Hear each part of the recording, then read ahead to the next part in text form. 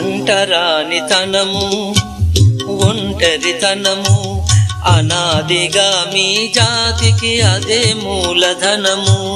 అంటరానితనము ఒంటరితనము అనాదిగా మీ జాతికి అదే మూలధనము. ఇక సమభావం సమధర్మం సహజీవనమనివార్యం, తెలుసుకొనుట మీ ధర్మం, తెలియకుంటే మీ కర్మం.